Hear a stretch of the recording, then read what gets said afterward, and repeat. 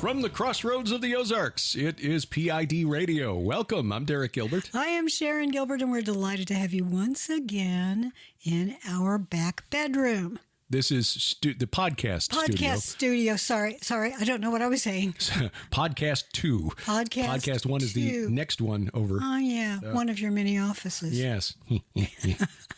Seriously, Derek has offices all over the place. Yes, it is part of my plan for total domination. Yes. Mine is kind of in the shipping office. But again, these are just bedrooms in our house. Yes. Well, and that I don't know if you want to talk about that will change. Yeah, we'll talk about that after the break today. Yeah. We've got an opportunity. Lord is opening a door for us, and so we are excited to share that with you as to actually kind of creating a formal workspace. So we'll tell you about that when we get past the break today. But first, oh man, do you have our app? Oh, absolutely. Absolutely. Yes. Yes, it appears to be the best. No, that's really lame. Forget I said that. Applied Strike knowledge. that from the record. Good science says download the app. It's free. Mm-hmm. Everything we do is right there now on the app. Gets you all of our content, and I try to make sure that a notification gets sent to the app. We don't bug you. Yeah, we try not to. A push notification when something new goes up, and then just a couple of reminders throughout the week as new things are uploaded. But all of our content, PID Radio, our weekly Bible study, the Gilbert House Fellowship, A View from the Bunker on Sunday nights, Unraveling Revelation on Mondays. So 4 hours of content a week, plus all the archives going back to 2005, or at least the archives that we've uploaded. I'm still working through 2009. We're working. We've discovered a secret vault of archives that we'd forgotten we even had. A tranche. Trench? A treasure trove. Yes. I'm glad we saved a whistleblower for PID Radio. Yes, unearthed all of those old MP3 files. So those are being uploaded, and we're working our way through 2009 in PID Radio, 2010 in A View from the Bunker. Mm-hmm. Some of those interviews are really relevant today. Last week I found the first interview I did with Patrick M. Wood, the author of Technocracy Rising, which explains a lot of what the World Economic Forum is trying to do now. Mm-hmm. He was just ahead of the curve. He's been warning about this for years. But technocracy is that is the worldview of the globalists at the World Economic Forum and their allies. Because it allows them to control the world. Yeah. Basically. And make us feel like we're taken care of. Right. You'll own nothing. You don't worry your pretty little head about owning a home or a car or your clothing. You just rent it all from us. Yeah, we guarantee that we won't stab you in the back and raise the rent over and over. Not too many times. Yeah, unless we decide you need it. Unless you're not serving the greater good. In which case, we may have to evict you. Mm-hmm. Because the needs of the many outweigh the needs of the few. Yes, exactly. Or the one. Yeah. Mm-hmm. Star Trek. Mm-hmm. Well, much going on this week. Where do we want to start? Do we want to start with the Pfizer thing? Do we want to start with the golden statue in New York? Well, we can get to those two things first. Okay. First, we have to go to something else. All right. It is now 90 seconds. Oh, yes. To midnight. Yes. Speaking of the WEF and the Bulletin of Atomic Scientists and a new group that really made its sort of coming out party. They've been there for a while, but they've just sort of, as if, hey, we've been here all along. We've got a backstory. We're not brand new. But they have been around for a while. Uh-huh. They are called the Elders. The Elders. I'm not kidding. Oh. You go to their website. You can find this at theelders.org, theelders.org. Big headline. It is 90 seconds to midnight. And they are taking credit for the announcement of the Bulletin of Atomic Scientists. Doomsday Clock. And they're not scientists. No. But the BAS has been announcing the Doomsday Clock for a long time. 50 years? A long time. When didn't they launch that? I want to say in the 40s. The Doomsday Clock since 1947. Yeah. A lot of things happened in 47. Mm-hmm. Have you noticed that? Yeah. A lot of things appeared in 47. Mm-hmm. And Roswell. Suddenly in 48, Israel is a state. Mm-hmm.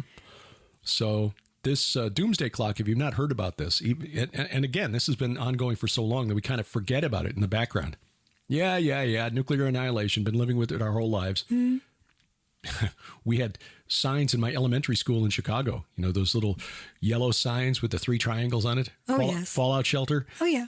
Really? The auditorium is a fallout shelter. Okay. Hey, well, under my desk was a fallout shelter. Yeah. So we've grown up with this. Kids, I don't know that our kids, I don't know, our daughter's 32, and I don't think she's ever thought for 1 second about the Doomsday Clock. She didn't, but when I was growing up, and you may have done this too, we had rehearsals, we had drills. We did too, yeah. Just like a fire drill, you had a fallout drill. You had if a nuke were falling. And the reason I think we had them, and again, you may have had them for a similar reason, is because we were right by the Jefferson Proving Ground, which was a target.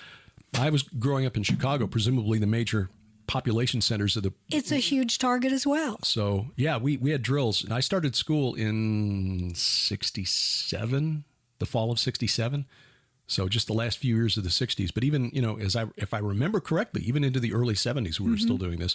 But, yeah, this year is the first year that I can remember the BAS announcement attracting any kind of real attention. It's sort of like, you know, one of those things that news organizations will throw out there. Okay, we got 30 seconds to fill before the commercial break. Oh, yes, there's now 2 minutes to midnight, blah, blah, blah, blah.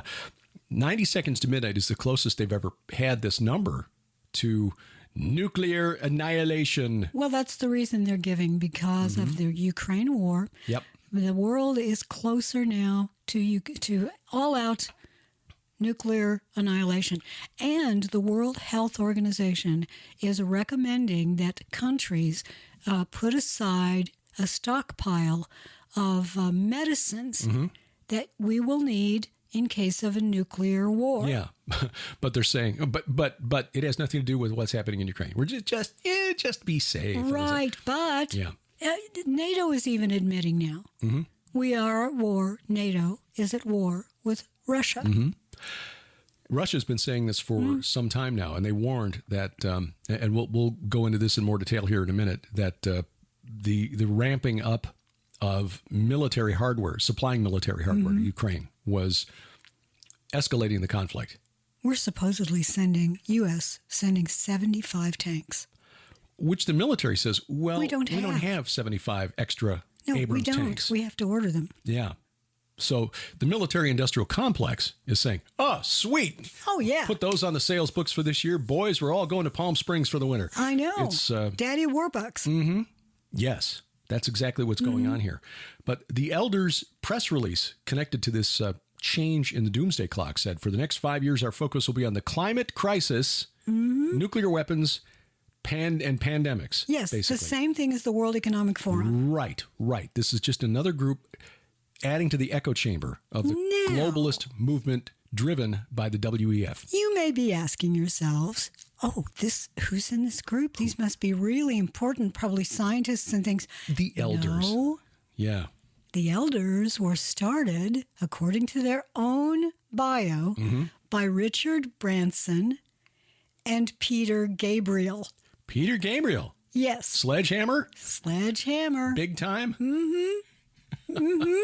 The Peter Gabriel Trust. Richard Branson has probably another charity like a trust or something.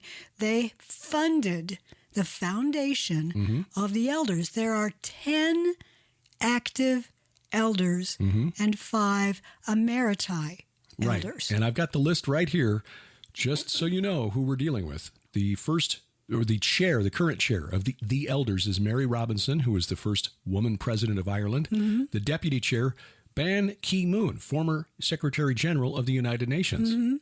And Gracia Machel, who was the first education minister of Mozambique. Seems like a lovely lady. Others include Gro Harlem Brundtland, who was the first female prime minister of Norway. Elbegdorj Chakia, I had to look up how to pronounce that. Former prime minister and president of Mongolia. He led Mongolia out of the Soviet Union when that broke apart. Others include Ernesto Zedillo, former president of Mexico. Juan Manuel Santos, former president of Colombia, Nobel Peace Laureate. The emeriti include President Jimmy Carter and the former chairs of the elders. Kofi Annan, former UN Secretary General. He served until 2018. Archbishop Desmond Tutu, who served until 2021, and the Mary Robinson took over from him. But interestingly, when you go to their website and you look at the Who We Are page, they don't make any reference to Richard Branson or Peter Gabriel. They don't. I mean, Peter Gabriel, the original lead singer of Genesis. I mean, that's really awesome, right? No. They say the founder was Nelson Mandela. Well, maybe it was the Mandela effect. Maybe he went back in time and inserted himself. Changed the history of the group. History. We're joking about that. We don't believe in that. No, the Mandela effect's bogus. No, it is bogus. But Mandela gets evoked a lot, and it's unfair to his legacy. It is. Mandela, there's no question he was a remarkable man, but he was not perfect. No. He did things that were reprehensible, as have we all. His name is being used for to further a purpose that may have nothing to do with him. Correct. And he has a status among the woke. Mm-hmm. He is sacrosanct. Yes. You cannot criticize Nelson Mandela, just as you cannot criticize certain others, because they've been beatified. Not officially. This is not like the Roman Catholic Church or the Eastern Orthodox Church officially declaring that this person is a saint. But the secular world has its saints in that respect as well. In a way, we all do. Yeah. Not you and I don't literally worship saints, but I think everybody has a hero in the modern term of a hero. Right. That we look up to. Every people group, they have certain individuals that George Washington. Right. There are certain Americans that, for patriotic Americans, you cannot criticize. Harriet Tubman. Heroes in history. But Nelson Mandela, I don't know that he ever had anything to do with this group. No. According to Peter Gabriel's website, which I looked at, Gabriel and Branson went to Mandela back in 2007 when they decided to found this group and asked if he would attach his name to it. And they provided the initial funding for the group. Mandela served as the founder and chair. Did he do anything? We don't know. Oh, he actually was connected to it then. Yeah. Well, then I suppose they can use his name. Sure. It's just he didn't found the group. This was not Mandela's vision. He was a figurehead. Exactly. And he was approached by Gabriel and Branson because they knew if we attach Nelson Mandela's name to it, it will carry certain heft and maybe this is me just being cynical, but I think the reason he's still being put out there as the founder rather than Peter Gabriel and Richard Branson, because you can't criticize Mandela in today's world. And so it's sort of like a supernatural shield you put around the organization. Yeah, I know. Well, let's move away from that idea and into the name itself, the elders. The elders, yeah. It's like the secret chiefs of Blavatsky. Exactly. It's like something from a novel. From a Lovecraft novel. Or from... what's I'm thinking of? Cowboy Bebop, which is an anime where you got a group, organized crime run by a group of 10 elders. Now, that's obviously not what they're trying to evoke here. No, it isn't. But it's got that same sort of thing. You've got these 10 wizened statesmen and women who are conveying upon the world their shared experience and wisdom. Right, and that's the point of using that term. But it does evoke Blavatsky because... she and Alice Bailey, who followed her, they preached this idea of ascended masters, elders who would advise mankind and help us to progress. The irony there is that, according to Blavatsky, and I don't know if Bailey believed this or not, but the ultimate location, the sacred mountain, was for these elders, for the ascended masters, was in or near Shambhala, or Shambhala. I don't know how it's pronounced, but Shambhala is a theoretical place. Now, there may be other, actual physical places that have taken the name, but it is a theoretical place like Mount Meru, like Mount Olympus. May have a physical location, but this is a beyond the veil group of people that lived close to, get this, Mongolia. Which is why I think that guy from Mongolia might be in there. Interesting. Yeah, well, I may be wrong, but it seemed odd, didn't it? You and I went, Mongolia. Yeah. What, isn't that where the entrance to the Hollow Earth in this worldview is supposed to be? Because I thought Shambhala was inside the Earth. Well, it's a mount, but it's the underworld. Yeah. It's the other world. So everything there is upside down. Haven't you seen the Godzilla movies? Yes, absolutely. Kong versus Godzilla, rules. Exactly. It's the vril. Well, I'm starting to think that there may be something to that. And whether or not it's physical, I don't know. But I do believe that when you cross over into what's sometimes called the other world or the underworld, that you are in an entirely different place that may feel like you've gone to what's called in Stranger Things, the upside down. Mm-hmm. I been exchanging a couple of emails with a fellow whose work we've followed and appreciated for a long time, Christopher Knowles. Oh, yeah. And I'll be talking with him on Tuesday night for an upcoming episode of A View from the Bunker. He's done a presentation, and he's been teaching at his website and his Patreon page the symbolism in our present world for the worship of the Watchers, and specifically the sinful Watchers. Need to remember that taking Daniel 4 at face value, there are Watcher class angels who are loyal to God, but the fallen Watchers. And he shared with me a PowerPoint presentation called The Watchers, the Vril Yah, Lovecraft, and You. Mm-hmm. And he sees the parallel between what was taught by Blavatsky, Alice Bailey, Edward Bulwer Lytton. Yeah, it was a dark and stormy night. Right, but he's the one who wrote the story of the Vril. Mm-hmm. He didn't originate it. He didn't originate it, no. That idea had been around at least for a couple of hundred years, but he definitely was the first to write a novel about it, I think. And there's Christopher Knowles pointed out the parallels between the writings of Blavatsky, Bailey, Bulwer Lytton, and Lovecraft, who drew on those sources for his fiction. And shows the parallels between the Cthulhu mythos and the underwater city of Cthulhu, which is Rilya, and the underworld called the Vrilya, or the people who live there, the Vrilya. So, and I've written about this, Josh Peck and I, in our book, The Day the Earth Stands Still, the parallels between Lovecraft and Aleister Crowley and the Cthulhu mythos and what was revealed to Crowley by his spirit guide, not Lamb, but Harpocrates. Oh, yes, that's right. So, it's bizarre, but it shouldn't surprise us as Christians if we're looking at the spirit realm and understanding that we're wrestling not against flesh and blood. No, not at all. Yeah. And I find it very interesting as a Christian who has studied Bible prophecy that the elders have 10 active members. Now, I don't want to impugn any of their reputations, but the number 10 represents human government. The number 10 also is used in the Bible quite a number of times, including a reference to 10 kings waiting for their kingdoms. Yeah. We don't think these are them. No, but there may be spirits advising them. Right. And we'll explain that in just a minute. But at the same time that we're getting to remind me that we want to explain the 10, and by that I mean the 9. Ah, gotcha. Yeah. If you're sitting there going, 9, 10, what? Well, we'll get to that in a minute. But at the same time that this is the elders have revealed themselves to the world, we see a statue in New York of, it's supposed to represent the ideology of Ruth Bader Ginsburg. Yeah.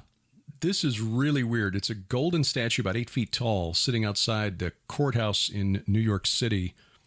It's over the appellate court, First Department of the Supreme Court of the State of New York. A woman who's what appears to be at first ram's horns, which is in fact what they are. They look sort of like braids that have been braided out to look like ram's horns, but they are ram's horns. Yeah, exactly. And her arms and legs are not arms and legs; they are serpents. It is clear that that's what we're seeing there.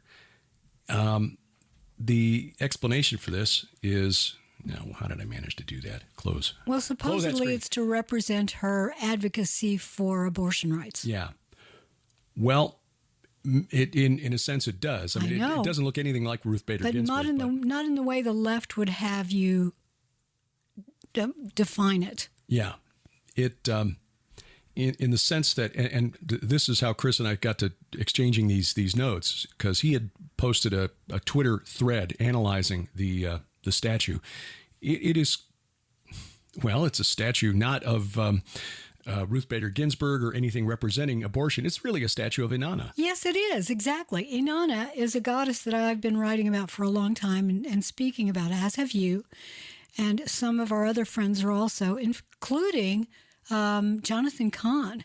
He started to catch that Inanna is indeed the deity in charge of the world. Spirit of the age. The spirit of the age. Inanna is both female and male. That's why you have a female body here and the representation of ram's horns, which gives her male authority. Right. Ewes, in the sheep world, ewes do not have horns. They do not. So she is displaying both male and female attributes, which is how Inanna was depicted in ancient Mesopotamia. Right. And I think it's a shame that I didn't agree with Bader Ginsburg's policies, but I think it's a shame that she's being presented this way. Yeah. The official explanation, according to the artist, whose name is Shazia Sikandar, she's a Pakistani origin, based in New York now, saying that the female body has a face with its hair braided into spiraling horns. The horns mimic the movement of the arms and are there as a symbol of the figure's sovereignty and its autonomy. She is a fierce woman and a form of resistance in a space that has historically been dominated by patriarchal representation. Well, she's right about the sovereignty part. Yeah. Absolutely right, because going all the way back to Sumer, and even before, when you see a figure that has horns, that is a deity. Right. Right. And again, going all the way back to Sumer, Inanna was praised for being able to change men into women, women into men, and so on. And she is quoted in some of the hymns that have survived as saying, though I am a woman, when I'm in the tavern, I'm also an exuberant young man. The Hurrians, the Hurrian version of her, Shauska, depicted on that famous that famous series of inscriptions, carvings, where they got all the Hurrian deities, men on one side and women on the other. She's on both. Yes. You know, the other thing is that this statue is standing on a lotus flower. Before the installation on the courthouse. They didn't put the lotus flower on the courthouse. It's actually been in several places. Oh, wait. No, you're right. She is. I'm sorry. My mistake. No, she is. You're right. It's the big skirt in the other location. This lotus flower in many cultures represents purity. Purity.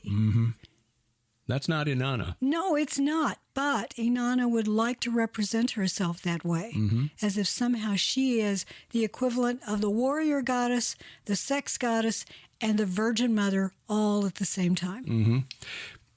Interesting that some of the pictures are shot at an angle so that it's not obvious that her lower limbs, her legs, end in serpents. No, but they do. Yeah. Yeah, some of the poetry for Inanna talk about it, discuss her purity, and that it was only violated when she was in an Edenic setting and this creature came and took her. Yeah, there are some myths about her. There are some really weird stories about her. Back in the day, the television of the day were plays, ritual plays that would be done, or you would have a singer that would relay the myth or the story of a deity. And it would be during the time that you worshipped the deity. And that's how we have some of these plays. They were actually written down. And others are just in picture form. So you see what looks like a long parade. And you can kind of get the idea from it what the story is. Almost like a graphic novel in stone. Yeah. I'm glad that these have been preserved. Me too. And they've only recently been discovered. Yeah. Gives us an insight into what's going on. Knowledge is increasing, as Daniel was told would happen in the end times. Both for good and for evil. Right. But unless we see these things with a biblical perspective, we're not going to recognize them for what they are. You know, you should ask ChatGPT about Inanna.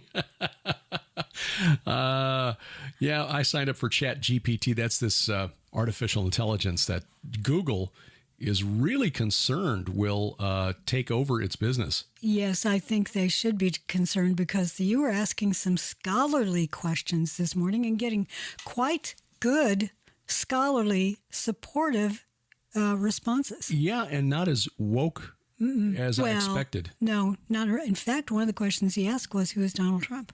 Yeah, and it basically went so far as to say he was a controversial figure, which is not incorrect. Gave you the bones, the history of this is what he did here, here, here, and here. Didn't really, lean to one side or the other a whole lot. Logging into Chat GPT right now is surprisingly good responses. Tom Horn sent around a note, asked it to write a chapter on artificial intelligence from a Christian perspective. And it was pretty balanced. Here are the things that Christians would worry about and blah, blah, blah. And it was actually pretty well written. Pretty well written. Yeah. It's kind of, we're going to be put out of business. Yeah. And that was the thing that surprised me because I asked it some questions trying to log in now. Now it's directing me to a different page. Oh. So trying to do this in real time, probably not the best idea. Anyway, asked it the Nephilim, who were the Rephaim. I asked it another question, who were the Suteans? Yes, which is very obscure. Obscure. It's a tribe of people who lived in the Transjordan, east of the Jordan River during the biblical period. In the Bible, they show up as the sons of Sheth. They were known as the Shazu or the Shutu by the Egyptians, and it actually had a really good answer. And it pointed to scriptures that I'm only aware of the Suteans or the sons of Sheth in Numbers chapter 24. And it pointed to Deuteronomy and Jeremiah as a couple of other locations where they could be found in the Old Testament. Like, what, really? Oh, again, sort of disturbing. But it is going to be, in fact, BuzzFeed this past week announced that it's going to start using Chat GPT to create content. A lot of the reporters for BuzzFeed are going to be out of a job. Because yes. BuzzFeed has been hemorrhaging money for quite some time. Oh, my. You remember when reporters were telling coal miners in West Virginia they should learn to code? Yeah. The irony is harsh because now the code is putting the journalists out of business. Maybe the journalists should learn to mine coal. Oh my goodness, that is funny. That is funny. Well, yeah, we promised you that we were also going to address the idea of the 10. The 10 kings who are waiting, 10 spirits, we believe, maybe humans who think that they're the ones who are really waiting when in fact it's spirits, and maybe watchers, because we know that after the flood, that mankind came together and tried, because they were all one language, and they tried to go back to the pre-flood world. They tried to bring those gods back. I think there was a hunger. It was better in the old days.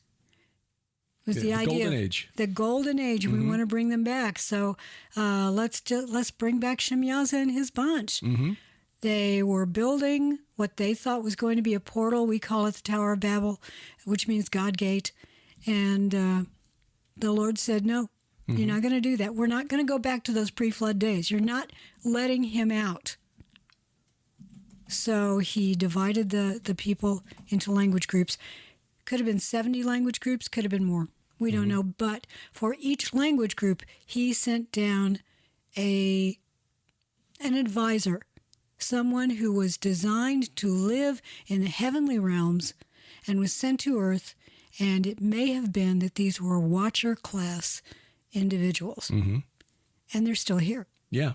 And they've already been judged and found wanting. Psalm 82. Yeah. Though you are gods, all of you, sons of the Most High. And Inanna is one of those. Well, the 9 is a reference to a group that we first read about, at least we first read about this in the work of Peter Levenda as part of his Sinister Forces trilogy. Right. It's actually called The 9. Yeah. A medical doctor named Andrija Puharich, who was a contractor for the CIA. Didn't you work with the remote viewers? You recruited, I think that was Uri Geller, I think. Yeah, who was part of the 9 for a while. Yeah. He began a research laboratory in Maine called the Round Table Foundation. This was in 1948, interestingly. In December of 1952, he brought into his laboratory, and I had to look this up. I know I've written about this in The Day the Earth Stands Still, but that was back in 2017. So, time has passed since then. Isn't 52 the year that those saucers appeared over Washington? Yeah. I'm pretty sure that's correct. The year that Michael Rennie showed up? Mm-hmm. Yeah, Claudiu Barada Nicto. Yeah. And Puharich brought into his laboratory a mystic from India by the name of Dr. D.G. Vinod. D.G. No. And he began to channel the nine, or the nine principles. That's principle like a guiding, tenet, not the principals, the guys who run the schools. Those are your nine pals. Principles. The principal pals. Mm-hmm. And a group began meeting regularly to hear this received wisdom from the nine. Like the elders. Mm-hmm. It was interesting in that over time, that the group, according to Levenda's research, the group included some very, very wealthy people, members of the Forbes family, the Payne family, which is another very old money family from the American Northeast. Arthur Young, who invented the Bell helicopter. So, and there was an Astor in there as well. So some very old money as part of this group. And this channeler, Vinod, it was with Puharich and this group for some months before he returned to India and dropped out of history. But the nine proclaimed themselves to be God, stating that God is nobody else than we together, the nine principles of God. Well, 9 is an interesting number. There are 9 major deities of Egypt, the Ennead. The Ennead. Mm-hmm. There's also a candelabra, we'll call it the candelabrum, a lamp with 9 branches called the Chanukia. As in Hanukkah. Mm-hmm. I don't know if that's specifically used during Hanukkah, so if I've misspoken on that, but I'm looking at a website that's comparing the menorah, which has 7 branches, and that is, we see in the Bible many times, but there's also a 9-branched candelabrum called the Chanukia, and it has 4 on both sides, and each one side, in the middle, and then one in the middle. Yeah, the Hanukkah is a Hanukkah memorial. I don't see that in the Bible. 9-branched candelabrum lit during Hanukkah. Yeah, I don't see that in the Bible, but the reason I looked it up is because I had remembered seeing a 9-branch, what appears to be a menorah, and it always kind of confused me. But why are there 9? Well, and I would say that there is a 10th who comes along, and he is actually the head of those 9. In other words, the leader. Yes, like Satan, who has currently the kingdom of this world. Yeah. This is a question to ask Christopher Knowles. Our friend Chris Knowles is an amazing researcher. I don't know that he's actually a Christian yet, but he seems to be leaning that direction more and more. So, Chris, if you're listening to this and I'm misspeaking, forgive me. We love you, brother. Chris has just discovered so much. He has followed semiotics and the symbols in our commercials and our films and in just graphic novels everywhere, and trying to figure out what they actually are trying to get us to believe, how they're hurting mankind in a certain direction. Right. He has a gift for pattern recognition. Doesn't he, though? Yeah. So, again, we'll be discussing that, and it'll be coming up in the next few weeks on A View from the Bunker. But the interesting thing about the 9 is that they were sort of like the elders, -1, except that they had a leader. They had a channeler who was telling them about the 9. Right, and it finally revealed that the leader of this group called himself Tom, and they determined, oh wait, no, that's not Tom, that's Atum, the creator god of the Egyptian Ennead, which is one of the pantheons worshipped in Egypt. We think of Egyptian religion as a monolithic thing. No, they had different pantheons at different places. This, I think, was the version of the gods that was worshipped at what was later called Heliopolis I Oh, think. yes, yes. I think. Well, you may Not be an right. expert, The Aten is the one that was worshipped at Heliopolis, I think, by Akhenaten. Akhenaten. Which was essentially the sun god. He believed that that was the creator. Anyway, the 9 principal gods of this particular version of Egyptian religion that's how they revealed themselves. And Uri Geller shows up into this story in 1971. So they've been going on and channeling this group since 1958. And Puharich not only he didn't bring Uri Geller into the group, he essentially discovered Uri Geller. Yeah. Who, by the way, just a couple of weeks ago said the reason we had that massive ground stop here in the United States, where the Federal Aviation Administration had to ground all planes for the first time since 9/11. Mm-hmm. So for the first time in more than 20 years, a full ground stop because of a computer glitch, they said, corrupted database or something. Geller says, no, it was aliens. Oh, was it? Yeah, that's what he says. But anyway, he was discovered in 1971 by Andrija Puharich and brought into this roundtable group. And through Geller, the 9 revealed Puharich his life's mission, which was to use Geller's talents to alert the world of an imminent mass landing of spaceships that would bring representatives of the 9. We're 50 years on, and we're still waiting for that mass landing of interstellar spaceships. Hasn't happened yet. But we're going to talk more about these spaceships after the break, but this is going to connect to Gene Roddenberry. Explanation after this.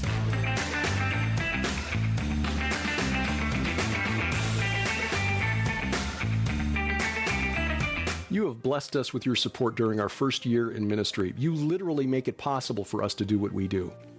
And so as we prepare to head into a new year, we want to return the blessing to you.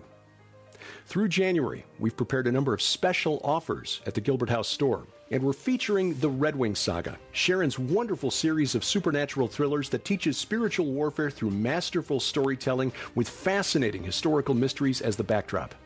Now, all 8 novels in the Red Wing Saga, a $160 value, can be yours for just $110, a savings of $50. You'll also find the Derek Gilbert collection, all 5 of my nonfiction books, a $100 value for just $70. Those are just 2 of the special offers available through January at our online store. You'll find it at gilberthouse.org/store. And as always, we thank you for your prayers and your support.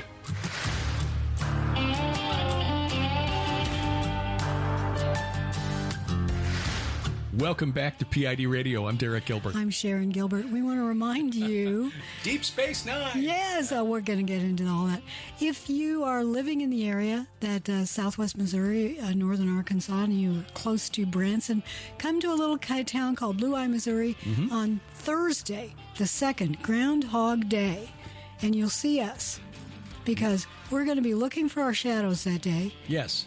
And we'll only have a shadow if you're there to tell us where it is. And while we're there, we'll be talking about the World Economic Forum and the Great Reset. And probably the elders. And the Greater Reset. Yeah, well, that is the one that's really coming. The Lord is going to truly reset this world. He is indeed. Well, the 9, they have a tenuous connection that Peter Levenda and others have followed to Gene Roddenberry. Yeah, it was really strange, but Gene Roddenberry wound up as part of this group in the 70s. Star Trek fame, if you don't recognize the name, he created Star Trek. And Deep Space Nine, exactly. Which is not coincidental. Which was about a space station on the edge of a portal. And God's coming through it. Yeah, and there was a very definite supernatural theological component to this to the story arc of Deep Space Nine. Captain Sisko, played by Avery Brooks, was the prophesied savior of the Bajoran people. Yes. So there was definitely a theme there. But according to what we found, and Peter Levenda gets credit for the research here, Roddenberry he actually wrote a movie treatment based on what had been revealed to this roundtable group by the 9. And it never got made, but I guess that was sort of the inspiration for Deep Space Nine. And this finally shut down. The research finally shut down, 1978. So this had been ongoing for 20 years by the time they finally concluded their research. But by the time by this time they were calling it Lab 9. Oh, yes, yes. The identities of Tom and the other 8 revealed. Tom was Atum. And I was right, yes. Things coming back. Researched this 5 years ago. And we have read these books quite a number of times, but they're dense. There's so much stuff in them. And again, you'll find all of this spelled out and summarized, really, because you can do a whole book just on this, which Peter Levenda did, essentially. But summarized. There's 3 books. Yeah, but I mean, just to focus on the 9, because one of the books is called The 9. The 9, exactly. Yeah. But this takes up just about a chapter within the day the earth stands still. Tom was Atum, the creator of the great Ennead. Those were the Egyptian gods worshipped at Heliopolis, which is near Cairo, so close to the Great Pyramids. Besides Atum, there were the children Shu and Tefnut, their children Geb and Nut, and their children Osiris, Isis, Set, Nephthys, and sometimes Horus. So Horus would make, let's see, that's 1, 2, 3, 4, 5, 6, 7, 8, 9. And if you include Horus, then you get your 10th. Yeah. So you get the 10, the 10 elders. And Andrija Puharich, the CIA contractor, CIA asset behind all of this. And again, the weird connection here. Yeah, Heliopolis. That is Ra Atum. The group that connected to that first meeting, the core group, which met about late June, so 6 months after the initial meeting, the core group met. Henry Jackson, Georgia Jackson, Alice Bouverie, Marcella DuPont, so you got a DuPont member there, Vonnie Beck, Arthur Young, inventor of the Bell helicopter, Ruth Young, who was a Forbes, Andrija Puharich, and Carl Betts, who played the dad on the Donna Reed show. I know, that was such a surprise to me too, but Carl Betts gets us into Hollywood. Yes. So you had a Hollywood connection. Alice Bouverie was an Astor. Big old family. Yeah. Arthur Young was the former husband of Ruth Forbes, as in the Forbes family. And let's see, Ruth's previous marriage, Ruth Forbes, had been to George Lyman Payne, whose son Michael Payne married a woman named Ruth Hyde. Michael and Ruth Payne became friends with a young couple newly arrived in the United States from Russia. And this is going to blow your mind. Lee and Marina Oswald. Yes, Lee Harvey Oswald. Exactly. So you've got a connection between the Ennead, Hollywood, old money in the United States, and the Kennedy assassination. Oh, I know. You really need to read these 3 books. There is so much stuff in them. You'll stop and you'll think, okay, I've got to. I go back every few years and reread them. Yeah, it's well worth doing. And I drew heavily on that for the book, The Day the Earth Stands Still. I wrote this section of that book. What's even more bizarre is that this Dr. G.G. Vinod, or D.G. Vinod, who led the channeling session, sat on the floor with the 9 members of the group in a circle around him, with a copper plate on his lap, prayer beads in his hands, and a small statue of Hanum, probably the Hindu monkey king god Hanuman, which was the little figurine that President Obama carried around in his pocket. Yes. So we're not making this up. You can't make this stuff up. You can't make this up. Here's another thing. I'm still looking at the entry, the Wikipedia entry on Heliopolis, and it says here that the city itself, known as the City of the Sun, may have been referred to in Scripture, Hebrew Scriptures, as On. Oh, the priest of On. Yeah. Yeah. And I have also seen On as representing another name for Osiris. So the priest or priestess of On, remember that was Joseph's wife. She was the priest of On's daughter, which may have meant that she was a priestess. Could very well have been. But yeah, again, this is just so bizarre. So anyway, that was taking place in 1954. or 53 rather. Well, you and I are going to talk about this today. We're going to be recording an upcoming program of Unraveling Revelation because we've just gotten to the Whore of Babylon. And so that takes us to Inanna. And the statue and because of New York, Inanna right. and the Statue of New York, and we're going to have to talk about the 10 and the whole elders thing because that is so strange. It really is. It really is. So you get, again, everything from Puharich, who was connected to the CIA and its mind control experimentation, Hollywood, through not just Carl Betz, but when you get into the 70s, Gene Roddenberry, who was part of this group in 73 and 74, and old money and the Kennedy assassination. It's like, this is why Peter Levenda subtitled his series, Sinister Forces, a grimoire of American political witchcraft. A grimoire is like a book of spells. Yes. Political witchcraft. Yeah. And he does not write this as a Christian. No. He writes this as an observer who, if anything, leans towards paganism. So understand that in many ways you're getting an insider view, sort of a whistleblower on what's been going on in the darker corners of the world throughout history. Yeah. It's what I try to write about in the Red Wing saga.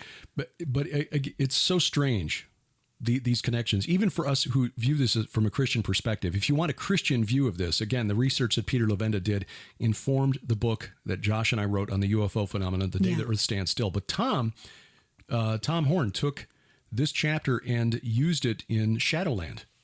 That's right. Which is the book that includes, Epstein and all of that stuff going on around Epstein and Hillary Clinton and her odd friendship with Maria Abramovich and her weird, well, frankly, occultic artwork. So if you can draw on the research of somebody like a Peter Levenda, but you need to process it through a biblical lens, and that's what we've tried to do. Just because we don't share his worldview doesn't mean his research is invalid. Oh, no. In fact, we've back in the day, we interviewed Peter a number of times for PID Radio, and I think you did as well. Some of those email back and forth to him quite a number of times. He would ask questions about our Christian faith, and we just answer honestly. He was a really interesting person to talk to. Yeah, and very gracious to me. I mean, he posted a link to one of our interviews back in 2006 or something. Even though we did it from a Christian worldview. Yeah.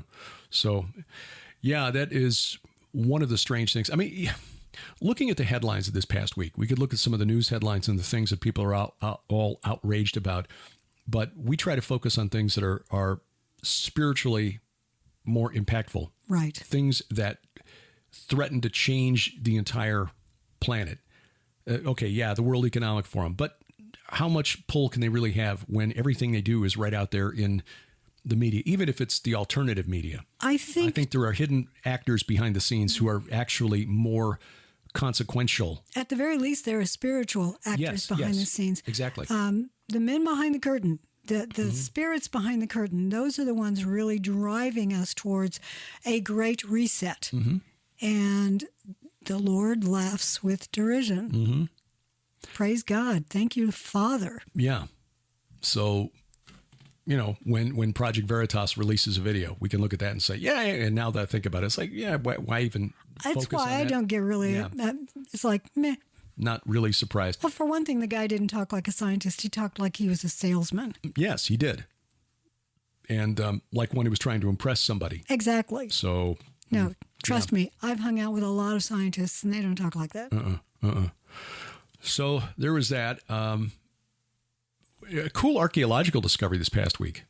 Yes. Which I thought was really interesting. There have been a lot of them. Yeah. A couple of cuneiform tablets that were found in Iraq 30 years ago during the Gulf War. A lot of things in Iraq, sadly, and Syria that have been kept out of the hands of archaeologists over the past 20 or 30 years. Syria with its civil war that began in 2011, but the Iraq invasion in 91 that removed the strongman, Saddam Hussein, eventually. He was taken out in 2003. But he was really the only thing that was holding that country together. That is such a fractured group of tribes and religious sects that hate each other. There were more than 2 million Christians when we went in 2003, and now there's 125,000? Iraq is a created state. They use the ancient name of Uruk, but the fact is Yes. that Nimrod's kingdom. The borders were drawn by Westerners. Right. And the only time that nation's been held together is when you've got a dictator at the top who's brutal in enforcing his will upon the people. Mm-hmm. You cannot take a fractured state like that has been at war with each other since the beginning of recorded history. I mean, go back and read the Sumerian epics and the stories about, lament for the city of Ur because it was being destroyed by the Amorites and the Gutians. And, Warfare has existed from the garden. Right. And that part of the world has been, at war ever since. And because we went in and took out the strongman in 2003, it's still at war. So archaeologists really have a difficult time there. Although they are digging at Eridu again, which is remembered by the Sumerians as its first city, the location, we believe, of the Tower of Babel. Anyway, these cuneiform tablets date to about the time of Hammurabi the Great, which would be about the time of Abraham. About 1800 BC or thereabouts, and it's a lexicon showing Akkadian on one side and then the same phrases in the Amorite language on the other. And that was depicted in the story at Haaretz, which is an Israeli newspaper, as a precursor of Hebrew. Now, I ran this past our friend Dr. Doug Petrovich, who wrote the books Origins of the Hebrews and The World's Oldest Alphabet. That was published in 2016.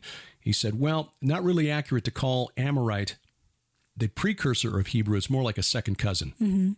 They are related Semitic languages, but Hebrew split off from Amorite earlier than the time of Abraham, which makes sense. Or Amorites split off from Proto-Hebrew. Or Amorite split off from Proto-Hebrew. I think that's what Doug believes. Yeah, because Doug shows Hence the oldest alphabet. Right, that Hebrew was a written language in the time of Joseph and his sons, Manasseh and Ephraim, which Doug dates to about 1804 BC. So at the time of these tablets, assuming that everything is correctly dated, Hebrew was already being written in Egypt. So but it's still a fascinating discovery because it shows the existence of a language very, very similar to Hebrew, existing centuries before Hebrew was supposed to be a written language at all. A lot of scholars, until very recently, said, no, the oldest written Hebrew we've got is in the post-Babylonian exile. And so the discovery of the lead curse tablet at Mount Ebal dated to about 1200 BC. The Lachish milk bowl ostracon, which Doug wrote about, and I interviewed him about for A View from the Bunker, which was, he published a paper on that last year, 2022. That's dated to, the Hebrew invasion when they destroyed the city of Lachish in 1400 BC or thereabouts. This kind of pushes, and of course his book, The World's Oldest Alphabet, goes back 400 years prior to that. So that's an old book. Yeah. Doug's been around for a long time. Yes, he is. But yeah, there have been a lot of things discovered, not to mention the fact that our friends from Trinity Southwest are still digging in Jordan. Yes, they're on site as we record this at Tal El Hammam and looking forward to their final season. They've really got some ambitious goals this year. What really is interesting, I'm on the mailing list, the email list, and Dr. Stephen Collins, who leads the team, said that they got to the site and found that the night diggers had been out again. Those are the robbers, tomb raiders, basically. But they had uncovered Laura Croft. I don't know that Laura Croft is part of that crew, but people are looking to.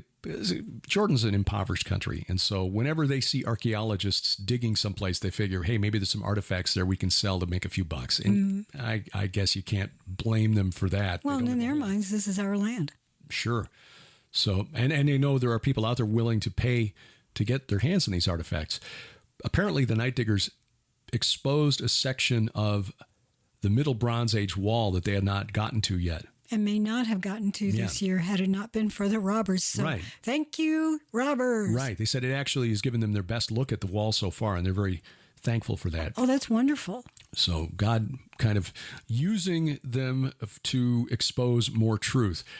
I hope this year they can find the archives. If there were any archives that had been buried or kept at the temple, or not the temple, but the palace, that they were preserved when the city was destroyed and everything kind of fell in on top of wherever they were keeping their records of who was paying tithes to the palace. Yeah, because that would really, really help, especially because it would help to prove the connections between that area of what we probably refer to now as Jordan. It wasn't Jordan back then, but also to the connections to Egypt and to Greece, to Crete. Crete, yes. The Minoans. The Minoans, exactly.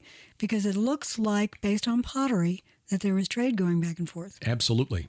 And one of the other things they're working on, really look forward to seeing the results of this. They found 2 sets of remains, and in scholarly parlance, they were disarticulated, meaning they were blown apart, which the result of this airburst, Tunguska-class explosion in the air.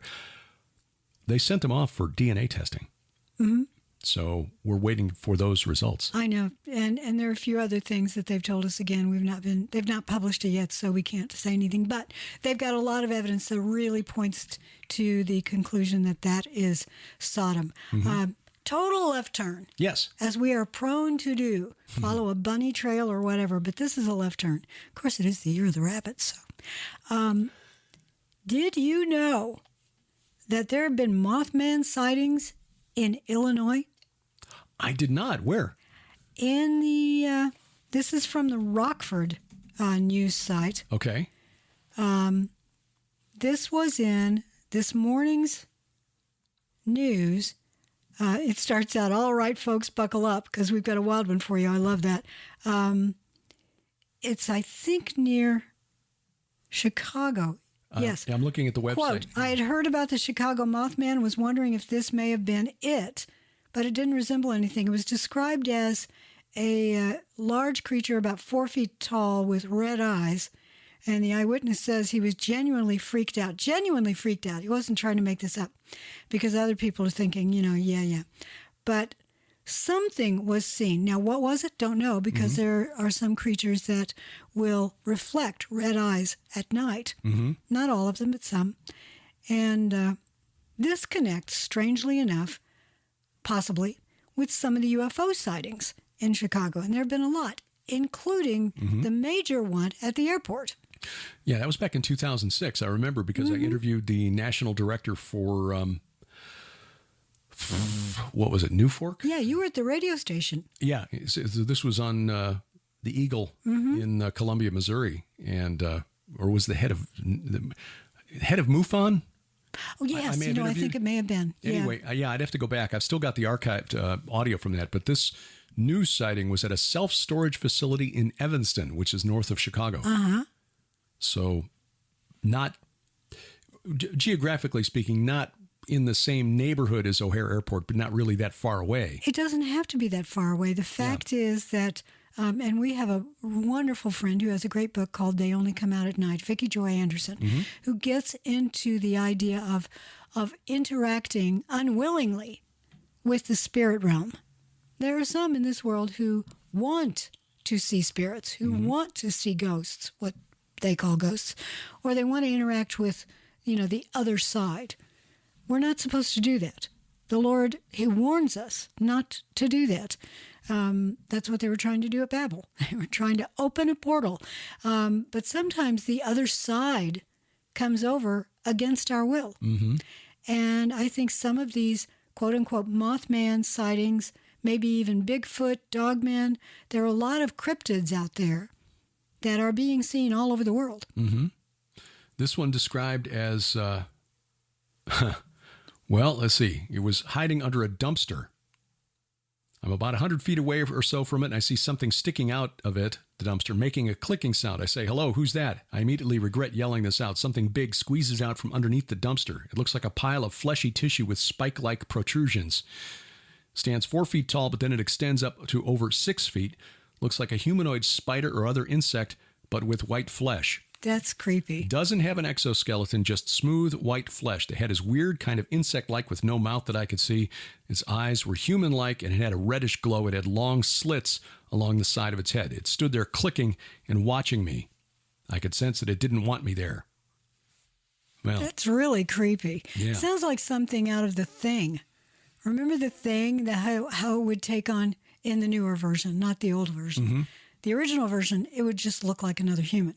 Right. But in the John Carpenter's version, it morphed into whatever it had recently been involved with, consumed, and therefore you had all of these bits of people all over it, plus weird things, like the head that branched, little legs and started running legs around the floor. Yeah. So according to this story, which is at phantomsandmonsters.com, if you want to look it up, it happened in the spring of 2020. But very strange. Well, then that gets into an actual animal that doesn't belong in Missouri. Yeah, weird story from about 60, 70 miles east of us in southern Missouri, Ava, Missouri area. Missouri farmer there saw this weird-looking cat. Had seen this crazy-looking cat for 6 months. Yeah. Says that first time he spotted the cat, it was just a brief glimpse, but it looked like it was just a newborn kitten, or relatively small. It kept growing, and he kept seeing it, and finally he was able to trap it. Turns out that it is a wild cat that belongs in the African Sahara. It's called, what is it? Serval. Serval. They run about 30 pounds, which is pretty big for a house cat. It may even be more than that, because they think the cat is 30 pounds now, and they think is 6 months old. So it may get bigger than that. But this is a big cat, does not look like your average house cat, and it is not a pet. It is a predator. No. Common questions at Google. People ask, do African servals make good pets? Answer, no, they do not. They will chew up your furniture and mark it, and that is your gross. Pets. Yeah. They do max out at about 25 to 30 pounds, males. Okay, So, well, this must be full grown then. but still It's a wild larger cat. than a house cat. Yeah. And it is wild. You do not mess with the African serval. And Missouri does have wildcats. I told Derek, and the story gets into the sanctuary that's down in Arkansas that's taken this cat. And apparently they receive quite a number of species that have no business being in Missouri or Arkansas. Right. Species that come from sub-Saharan Africa are not designed to survive Ozark winters. No, they are not. I've told this story before. A few years ago, shortly after we'd moved here, in fact, it was the year that we had all of these cats dumped in our yard. We've had a number of animals dumped here. That's when you leave in the country. That's what happens. But it was a mother cat and, I don't know, like 7 kittens. And we ended up rehoming them. But while there were at least 2 kittens left on the deck. And I heard them screaming in the middle of the night, meowing really loudly, like something was going on. I got up and looked out and we had a light on our deck always. And so the kittens were up on the deck railing, and there was this very large, easily could have been 30 or 40 pound, black cat, totally black, with a very thick, like a 2-inch thick diameter tail that just went straight out. And it was looking at these kittens like they were lunch. And all I could think of is, I've got to save the kittens. Derek and I, we've often said that we're not big cat people, but we have taken care of a lot of cats in our lifetimes. Derek's allergic to cats, so we don't have them in the house. And when Sam was here, he wouldn't have had them in the house. No. But these kittens, they were terrified. So we have a slider that goes out onto the deck. So there was a big stick on the one side to keep it from coming in while it was locked or moving. So I took that big stick out, opened the slider door a couple of inches to let the stick out, and then banged it for all I was worth on the deck behind this big cat. And it jumped off the deck. It just fled. And I'm so glad it did. But then I saw it a couple of more times after that, and then haven't seen it since. No. There are reports of wildcats, mountain lions in this area. Not often, but we've heard at night, not recently, but a couple of years ago, I remember hearing it. When the weather's nice, we leave our windows open. Even in the winter, the windows are open. We leave our windows open until it gets down below freezing, usually in the bedroom. And we've heard what sounded like a very strange, or I thought was like a strange bird. Screaming. Like a woman screaming, yeah. So when the story came out last year that a mountain lion had been spotted in Branson West, which is not far from here, I went to YouTube. Okay, what does a mountain lion sound like? It's like, oh, that's what we were hearing that I thought was a bird. Yeah, no, it's a mountain lion. Yeah. So they're here in the Ozarks, and there have been sightings of black bear. Not many, but again, we're living in an area where wildlife still has a decent fighting chance against encroaching humanity. There are a lot of places here in the Ozarks and, places like in the Rockies and the Appalachians where humans just can't build. So no, that's true. The wildlife still has a fighting chance. It does. A lot of the area around us just really isn't suitable for habitation, not for a house. It's difficult. You have to put them on stilts because it's such a slope. But we're going to close this out with a black bear story. Oh, we are? The black bear cub that took all the selfies. Yeah. It was like 400 selfies at a trail cam.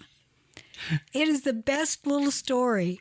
This bear cub that it was fascinated by this trail cam, and the trail cam would snap a picture anytime there was motion. Yeah.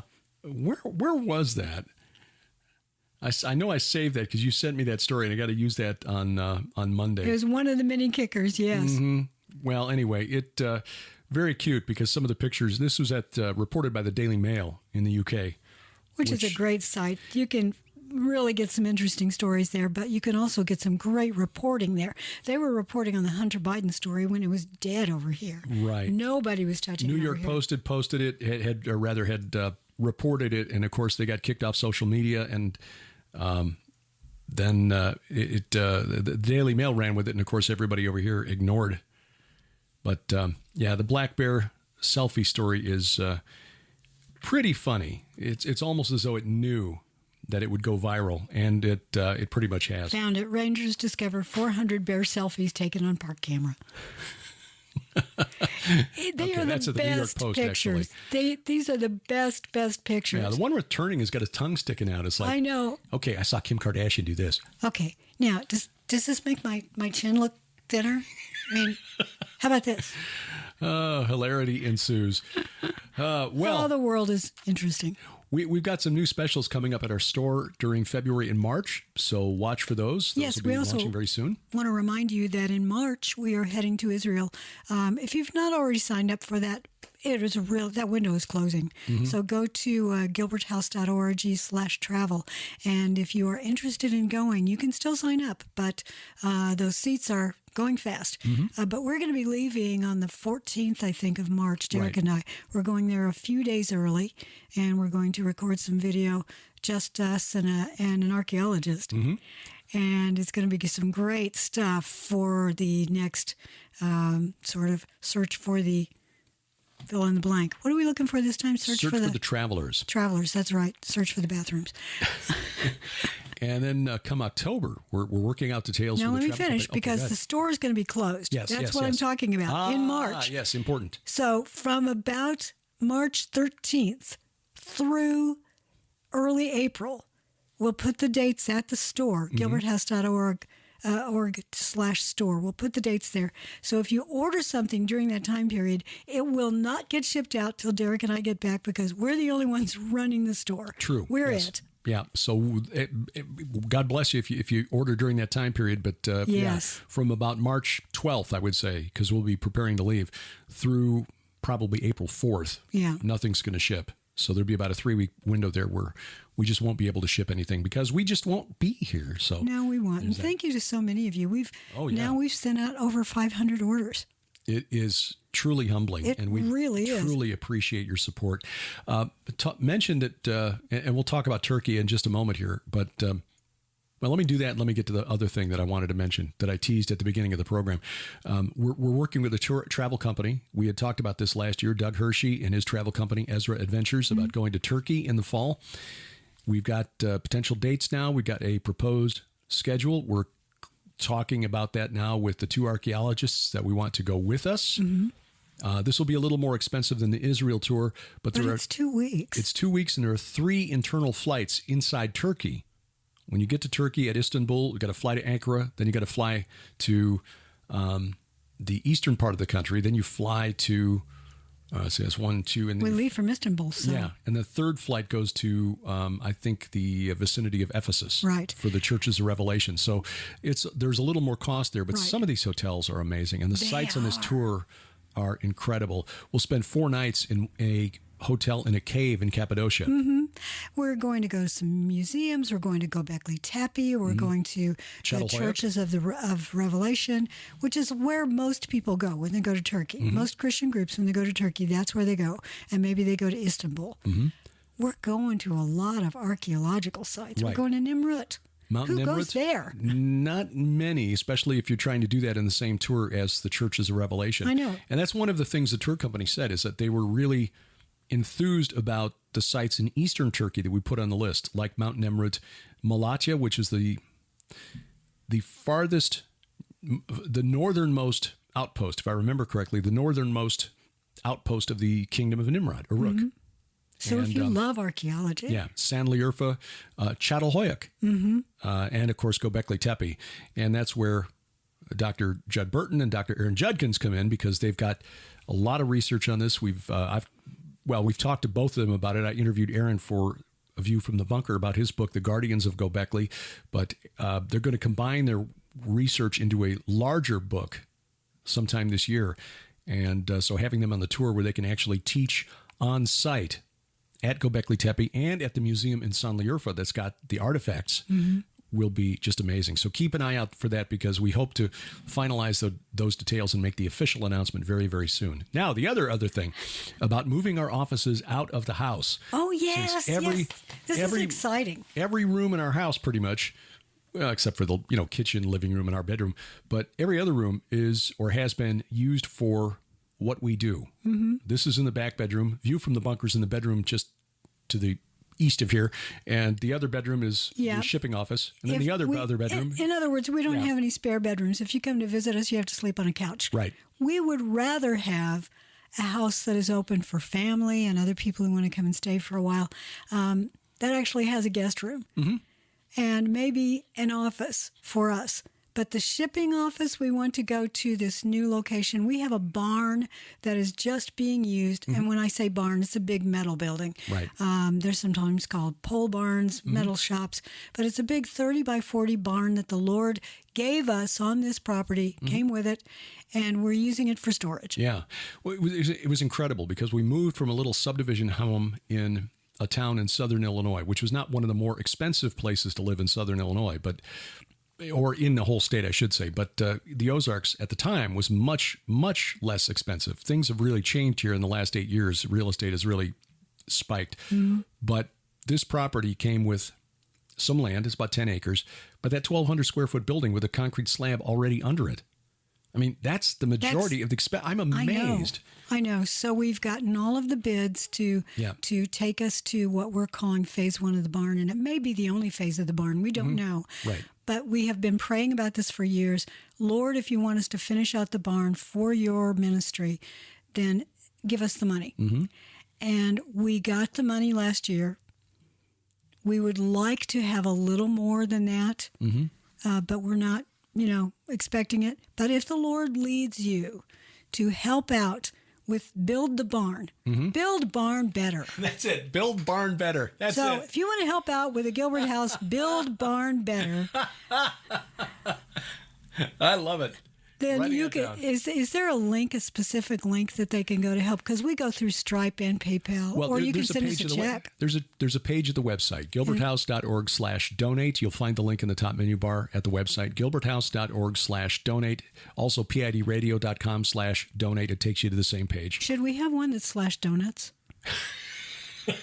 I would love it. We'd have to ship donuts, though. No, that's true. Yeah. Or they could ship donuts to us. Well, no. We work too hard to get I know. I really don't want to get. In fact, there's a treadmill right to my right. I need to be over there working on it. Yeah. Build barn better. Build barn better. Yeah. So it's going to be very simple. We just need to insulate it. There's already power out there, but we need to run outlets further around the barn. We need to run a separate circuit for the HVAC, which will be one of those. Need to replace the windows that mini are in split unit. Yeah, the 2 windows that are in the barn right now are just storm windows. They're not real windows, so and those seal will be replaced. The concrete floor. Yeah. So all of that, and we're just going to leave it as one big room. So we just set up one corner. Okay, that's where Unraveling Revelation will go. Over there's the coffee bar. Yes, the coffee bar. Here's the podcast studio, shipping office, and book storage. So the roof is tight. It needs to be there are a couple of holes in the walls that need to be fixed. But those are really minor fixes. Compared to the cost of building a building or buying a building. Oh my gosh. This will be so much more cost effective. And if we leave it as an open building that's been insulated and has HVAC in it, then when the time comes for us to resell this property, God knows when, whenever he decides, if we ever do, someone coming in won't look at it and say, that's a great building, except now we got to tear out all those interior walls. So we're not putting interior walls in it. We'll just leave it as one big open space. But yeah, if you're so led to help, pidradio.com/donate, gilberthouse.org/donate, and we thank you. Your support has been... We do. We've been so humbled by your generosity with us. This first year in ministry, Full-time stepping out full-time, rather than... And we're still partnering with Skywatch TV. Absolutely. I still do the daily news updates there, and we were still just over there. Yeah, we go there when they have the recording sessions to show our support for the work and the mission at Skywatch TV. But with Tom Horn's blessing, this first year of Gilbert House Ministries has just been amazing. And so each day when we get up, we know that because of your support, we are inspired and motivated to do the best we can with each day in terms of research, writing, communicating, and sharing the hope that we have in Jesus Christ. Amen to that. And that's what this is all about. So thank you. Yeah, I think that's probably it for the day. On this week's View from the Bunker, I have gone back and repurposed, as we were speaking about Sodom earlier and Tal el-Hammam and the research at Trinity Southwest University. The director of scientific analysis for the dig at Tal el-Hammam, Dr. Philip Sylvia, who is on site in Jordan as we speak, along with Dr. Stephen Collins and Dr. Gary Byers and the other team members that we met there. Larissa Lesko, who's Dr. Collins' brain as far as absolutely his organizer. Brain. Yes. Yeah. And according to their email list yesterday, she uncovered a new like a jar. Oh, yeah. Wow. So yeah, she was looking very proud. We're sorry that this is going to be the last year. I was really hoping if they did one more year that we could go out there and volunteer next year. I know we talked about it, but apparently that isn't going to work out. Jordan is going to turn it into a tourist site, which is great. Which is good. Maybe we'll get to we can visit go there it next year. Anyway, I took the interview recorded with Dr. Sylvia for via Skype last year and pieced it together into one interview. So he shares just an overview of the scientific evidence for Tal el-Hammam being Sodom, but he also talks about that strange discovery that he made there where a building as part of the temple precinct, so possibly a priest's quarters or something, where they wanted to make sure that it was oriented toward the rising sun on the spring, on the equinoxes, how it changed its orientation over time. Now, Tal el-Hammam, Sodom, was occupied for thousands of years, from about 4600 BC down to the time it was destroyed. So about 3,000 years. And it would change direction, like 5 degrees this way, 6 degrees this way, because the orbital rotation of the Earth, the orbital axis of the Earth, shifted over time. That's his theory. Changing where the sun rose on that day. Rose or set. Yeah. So that's part of that interview. So that'll be released Sunday night, 7 p.m. at vftb.net and at our YouTube channel. But better yet, it'll be released at our app. Get the app so you don't have to go anywhere else. Get the app. Yeah. Well, thank you very much for listening. Yes. Until next time, I'm Derek Gilbert. I am Sharon Gilbert. Bye-bye, everybody. PID Radio is an outreach of Gilbert House Ministries, released under Creative Commons Attribution, Non-Commercial, No Derivatives 4.0 International License. Follow us online, pidradio.com, Twitter @PID or by downloading our free app, pidradio.com/app or gilberthouse.org/app. Join us each week for our Bible study, the Gilbert House Fellowship.